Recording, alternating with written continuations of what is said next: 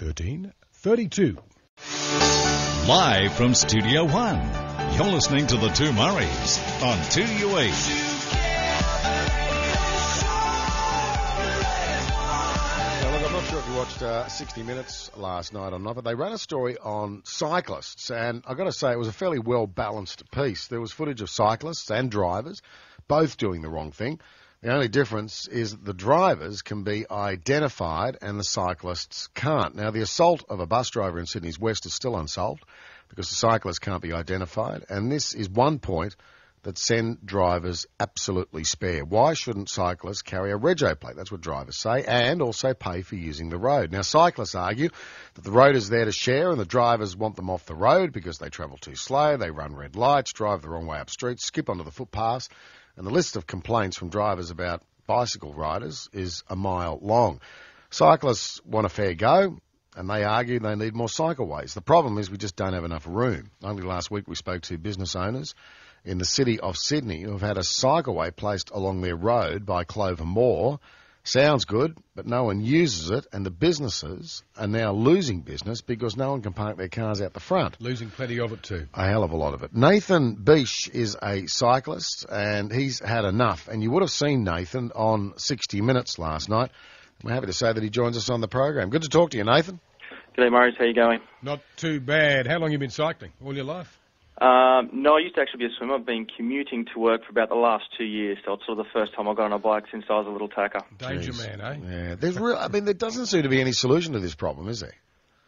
As I said, it really does require a little bit of patience, a lot of consideration from both people. I mean, as cyclists, we consider ourselves a group of people, and to say that cyclists don't break the laws is just not true. I mean, motorists, they break the laws too. You've got DUIs, you've got crashes, you've got speeding, so no one's immune, and no one's saying, you know, we're golden children, but it's definitely just the risks and the effect of, you know, if things do go wrong, what happens.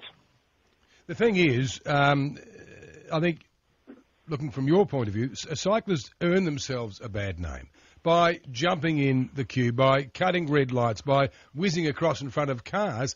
I mean, for the rest of my life, I would carry that. If I knocked a cyclist over and killed him or her, you know, God forbid, through no fault of my own. No, absolutely. And as I said, I mean, we don't refute that happens. But does every DUI motorist, you know, give motorists a bad name? Of course not. They're just bad motorists and road users. Sure. It's the same for cyclists. And we hate those cyclists that are running the red lights more than the motorists because they're giving us a bad name, they're getting away with it, and we're copping a flak for the next couple of weeks because of it. So we're suffering as much as the motorists here, if not more. Okay, well, let's get down to 10 tax. So you guys can get rid of the bad eggs that you've got in your bunch. Why don't we put regos on all push bikes that are in the city? Yeah, definitely a very heated debate there. I don't think there's many cyclists that are against being identified. I reckon. And obviously those ones that have something to hide. Now, I believe it was the South Australian government that looked at this, and their decision was that the feasibility and the cost of implementing a system would not be beneficial. Now, I'm not too sure exactly in which ways they were talking about, but in terms of society, they said it wasn't going to be feasible and it would actually take money away from roads. Registration doesn't build the roads. That's probably one of the most misconceived points that's out there. It's the tax system, which cyclists, pedestrians use as well. I mean, a pedestrian uses a footpath. They don't have number plates. They don't pay for the footpath. Let's get them off too. But sadly, too many cyclists are using footpaths and bowling over pedestrians. According to who, sorry? Well, just according to all the stats around the city of Sydney will tell you, people stepping out onto the pavement, kaboom, they're cleaned up oftentimes by couriers who were whizzing along in total breach of all the road rules. They shouldn't be on a footpath. Absolutely. And I realise it's pretty bloody dangerous to be out on the main carriageway as well. Yeah. There's got to be so much. Really? Victorian Police did a crackdown start of previous year, 2009. 390 fines were handed to pedestrians, 330 to cars, 90 to motorcyclists, and 72 to cyclists. Yeah, but there's a lot less cyclists on the road than there are cars.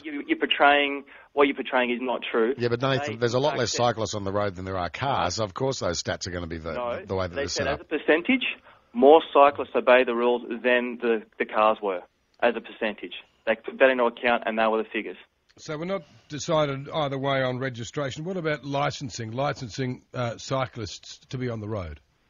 In terms of actually having to pass a test, Yeah.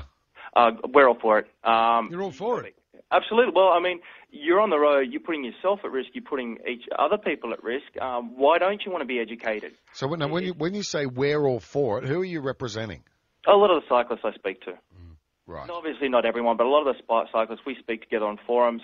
We're for being identified because we've got nothing to hide. We're there obeying all the road rules, and we want to get rid of this misconception that, we all run red lights.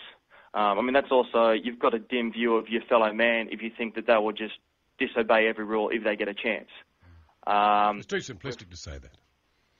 But I mean, that's what you're saying. You're saying that we're doing this just because we can get away with it. Well, if there's no red light camera, a car could run a red light, but they don't. Why is it that every time we speak to some sort of federation or cycling body, they always say to us, no, don't want a licence, no, we shouldn't have to do that, no, don't want to do Red Joe, but you're taking an entirely different attitude towards it. Well, you need to look at the feasibility of it and the benefits you're going to try and get out of it. As I said, like the debate's been huge, and everyone's saying you guys need to be identified, and we've got no problem with being identified because we're lawful road users. There's no issue with it, but the cost of that, if you're going to introduce huge cost to try and cover that, you're going to take cyclists off the road, and the impact to society in terms of health and all the other benefits is really going to impact society as a whole, and that's why the government decided it wasn't feasible to do it. In an ideal world, they will retrofit cycleways across a busy, popular metropolis like Sydney. In an ideal world, but gee whiz, getting that ideal balance is pretty difficult, as Clover Moore is finding out to her cost. Yeah, a lot of people are saying absolutely. you're out of your mind, Clover. Absolutely. I mean, in terms of the King Street cycle path, a lot of cyclists simply can't use it. Why not? A lot of the time it's full of pedestrians. There was a lot of footage that they didn't show on 60 Minutes, but it's very difficult for us to use cycle paths because pedestrians are walking down them a lot and not looking with headphones in their ears. So what is the solution to this problem? It needs to be a bit of an attitude adjustment. There is a lot of issues in terms of, okay, everyone quotes Amsterdam. There's shorter distances to be covered and lower speeds. It won't necessarily work. Attack. Yep. The best method is a separated bike path, separated from traffic and pedestrians, and more people out on bikes. Give it a try. See if it's a feasible mode of transport for short journeys, and you might be very surprised. I can understand you wanting more bicycle ways, but can I say to you, in the city of Sydney, the way that we're choked at the moment, if there's room for another lane, they're going to put cars in it. If you put another lane, you can fit 10 times more cycles than cars. If you put the lane in and you get the cars to start using bicycles, you might find that the problem goes away completely. Listen, good to talk to you. Absolutely. Cheers, guys. All the best. Nathan Beesh, he was on 60 Minutes last night. I mean, look, I've got to be honest with you. I mean, Nathan talks a bit of common sense. I mean, every other moron we talk to about cyclists, they ring up and abuse and carry on and whinge and cry like babies. Nice talk. But look, he was, he's quite sensible in what he's saying. He believes that they should be registered and they should have a licence. You've got to be identifiable. Because that way, the idiots, and let's face it, they're idiots behind the wheel of big cars as well. Yeah. And those idiots, like the police on the weekend, did you see the stats? The number of speeding P-platers they caught, unbelievable. I know. You can identify an idiot behind the wheel of a car because of the registration plate. Why not put one on a bike?